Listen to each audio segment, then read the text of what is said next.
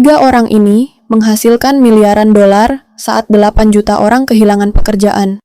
Mereka bertaruh bahwa Wall Street akan hancur. Yang paling mengejutkan, hampir tidak ada satupun pelaku krisis ini yang dipenjara. Ini kisah nyata, The Big Short. Selamat menonton. Film ini memang menyangkut keuangan dan kredit perumahan, topik yang mungkin bagi beberapa orang terlalu berat. Tapi kujamin, dengan menonton ini, kita akan tahu bagaimana keserakahan di Wall Street hampir meruntuhkan ekonomi dunia.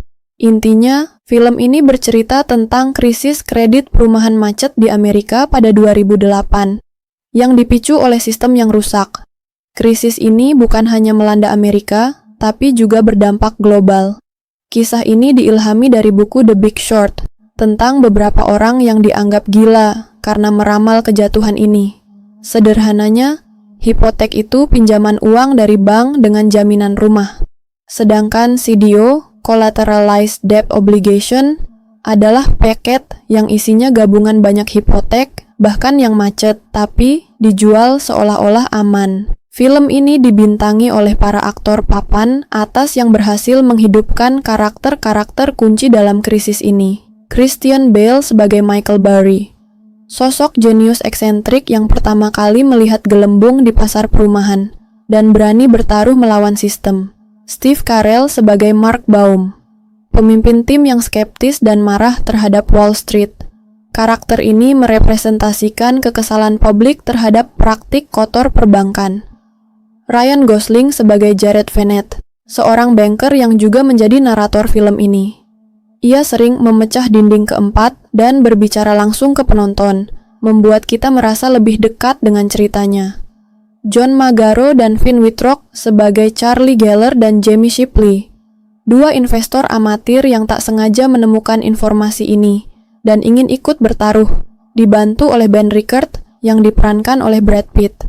Dan yang tak kalah penting, ada juga cameo dari bintang-bintang seperti Margot Robbie dan Selena Gomez, yang membantu menjelaskan istilah-istilah keuangan yang rumit dengan cara yang unik dan mudah dicerna. Pada Maret 2005, Michael Burry, saat sedang wawancara, alih-alih membahas pekerjaan, dia malah menyuruh pelamar membawakan data hipotek terlaris. Dari sinilah dia menemukan bom waktu, subprime yang bermasalah. Subprime itu adalah pinjaman kredit yang sangat berisiko, diberikan kepada orang yang kemungkinan gagal bayarnya sangat besar. Bank-bank besar terus memberikannya karena serakah, mengabaikan risikonya. Dengan penemuan pinjaman beracun ini, Michael mendatangi Goldman Sachs dan Bank of America untuk membuat investasi Credit Default Swap, CDS. Sederhananya, CDS ini adalah taruhan besar, bahwa pasar properti akan ambruk. Dia membayar bank untuk bertaruh melawan aset terbesar bank itu sendiri. Tindakan ekstrim Michael ini langsung ditentang keras oleh para investornya yang panik dan merasa uang mereka akan hilang. Tapi, Michael tidak gentar. Dia mengunci dana mereka dan bersikukuh dengan keyakinannya, membuktikan bahwa dia adalah seorang visioner, meski harus melawan seluruh Wall Street. Adegan berpindah ke kantor Front Point, di mana Mark Baum dan timnya awalnya bingung karena mendapat telepon salah sambung dari Jared Vanett dari Deutsche Bank yang menawarkan ide CDS yang gila. Mark, yang memang sangat skeptis terhadap Wall Street, langsung mengundang Jared untuk presentasi. Jared menjelaskan kebobrokan sistem hipotek dan menawarkan mereka investasi CDS. Namun, Mark dan timnya tak langsung percaya. Mereka memutuskan untuk turun langsung ke lapangan guna membuktikan kebenaran kata-kata Jared. Di lapangan, Mark dan timnya mendapatkan fakta yang jauh lebih mengerikan, busuk, dan absurd daripada yang dikatakan Jared. Ini bukan hanya kelalaian, tapi penipuan sistematis yang masif. Mereka menemukan properti-properti mewah yang sudah ditinggalkan, menjadi monumen bisu dari janji-janji palsu. Mereka bertemu broker nakal yang, tanpa rasa bersalah, memalsukan dokumen untuk mendapatkan komisi, bahkan menyetujui pinjaman hipotek untuk pengangguran dan menggunakan nama hewan peliharaan. Yang paling menjijikkan, mereka menemukan skema pinjaman suku bunga melonjak, adjustable rate mortgage, di mana peminjam hanya ditawari suku bunga rendah di awal dan akan melonjak tak terbayangkan dalam 2 tahun, menjebak mereka dalam kegagalan bayar. Para broker ini tahu betul orang-orang ini akan bangkrut dan mereka hanya tertawa seolah berkata, "Persetan dengan mereka." Mark, yang melihat langsung betapa tidak manusiawi dan serakahnya sistem ini, merasa jijik. Ini bukan cuma kesalahan bisnis, ini adalah kejahatan moral. Kenyataan ini mengubah kemarahannya menjadi keyakinan mutlak bahwa sistem ini harus runtuh. Maka, Mark pun memutuskan untuk membeli CDS yang ditawarkan Jared. Ini adalah perang melawan Wall Street. Sementara itu, pada Mei 2006, di ruang tunggu JP Morgan, kita bertemu dengan Jamie Shipley dan Charlie Geller dari Brownfield Fund. Mereka adalah 2 investor muda underdog dengan modal kecil, yang permohonan lisensi transaksi besarnya ditolak mentah-mentah. Namun, di ruangan itu, mereka menemukan proposal CDS milik Jared Venet yang ditinggalkan, sebuah cetak biru untuk taruhan terbesar dalam sejarah. Mereka langsung tertarik, tetapi mereka tidak punya koneksi untuk melakukan transaksi sebesar itu. Mereka segera mengontak Ben Rickert, Brad Pitt, seorang trader ulung yang sudah pensiun karena muak dengan keserakahan Wall Street. Ben, yang memiliki koneksi dan moral yang tepat, bersedia membantu. Dia menjadi mentor dan menggunakan koneksi jalan belakang, namun legal, agar Jamie dan Charlie bisa mengakses pasar obligasi besar. Akhirnya, mereka bertiga berhasil melakukan transaksi CDS dengan beberapa bank besar. Sama seperti Michael Burry dan Mark Baum, kini ada 3 tim kecil yang sudah bertaruh melawan arus dan siap menyaksikan Wall Street hancur. Pada 11 Januari 2007, saat pembayaran kredit macet telah hampir mencapai 1 juta rumah, sebuah bencana nyata di lapangan. Anehnya, semua surat berharga perumahan malah melonjak naik harganya. Ini adalah kontradiksi gila yang membuat Mark Baum dan timnya sangat frustrasi. Mereka memutuskan mendatangi salah satu lembaga pemeringkat hutang, seperti Moody's atau S&P, untuk menanyakan kejanggalan ini. Di sana, mereka mendapat kenyataan yang mengejutkan dan menjijikkan. Lembaga pemeringkat secara sadar memberikan penilaian yang sangat bagus.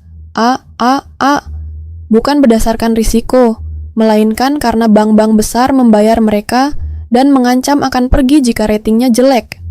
Rating-rating itu adalah kebohongan yang didanai. Akibat kebohongan ini, valuasi nilai perusahaan Michael Burry, Scion, Mark Baum, Front Point, dan tim muda, Brownfield, terus merosot tajam. Mereka harus terus mencicil premi CDS yang mahal, membuat mereka terlihat seperti sedang membuang-buang uang dan dianggap bodoh oleh investor lain. Mereka harus menahan tekanan ini sambil menunggu momen di mana kebohongan besar ini akhirnya terungkap dan sistem itu runtuh. Akhirnya, momen yang ditunggu-tunggu dan ditakuti tiba. Pada April 2007, gelembung kredit macet mulai pecah, dan puncaknya pada September 2008, ketika raksasa Wall Street, Lehman Brothers, ambruk. Ini adalah titik balik yang dramatis. Surat berharga perumahan yang dulu diberi rating AAA oleh lembaga pemeringkat, seketika terjun bebas menjadi sampah tak berharga. Tiba-tiba, CDS yang tadinya dianggap gila dan mubazir, berubah menjadi tiket lotre bernilai triliunan dolar. Semua orang beramai-ramai membeli CDS, tapi sudah terlambat. Krisis ini bukan hanya tentang pasar, ini adalah bencana kemanusiaan. Di Amerika, 8 juta orang kehilangan pekerjaan, dan 6 juta orang kehilangan rumah. Lebih dari 5 triliun dolar dana pensiun lenyap. Dampaknya menyebar ke seluruh dunia, membuktikan bahwa keserakahan Wall Street bisa meruntuhkan seluruh perekonomian global. Pada akhirnya, Scion, Front Point, dan Brownfield Fund meraup untung besar, membuktikan mereka adalah visioner. Namun, inilah bagian paling getirnya. Meskipun bencana ini menyebabkan kehancuran global, hampir tidak ada satupun eksekutif bank besar yang bertanggung jawab atas penipuan ini yang dihukum penjara. Hukum hanya menjangkau segelintir broker kecil, sementara para arsitek kejahatan moral dan finansial terbesar ini tetap bebas, seolah-olah mereka terlalu besar untuk gagal atau dihukum. Ini adalah pesan akhir yang menghantam dari film. Sistem ini rusak dan keadilan finansial tidak pernah ditegakkan. Jadi, apa pelajaran besar yang bisa kita petik dari kisah nyata The Big Short ini? Untuk kita pribadi, personal takeaway, 1. Tuntut ilmu keuangan. Jangan pernah malas atau buta terhadap keuanganmu. Pelajari apa itu hipotek, investasi, atau utang. Jangan mudah percaya pada status aman atau rating AAA. Jadilah Michael Burry untuk keuanganmu sendiri. Selalu gali data dan cari tahu kebenarannya. 2. Waspada. Ingatlah bahwa selalu ada orang yang ingin mengambil keuntungan dari ketidaktahuan kita. Untuk kita sebagai bangsa, national takeaway. 1. Keserakahan adalah bom waktu.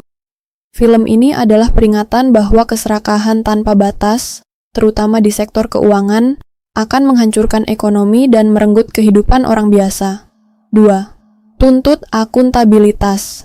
Kita harus menuntut regulasi yang lebih ketat dan akuntabilitas penuh bagi lembaga keuangan dan pejabat yang korup, agar para arsitek, penipuan besar tidak lagi bebas tanpa hukuman.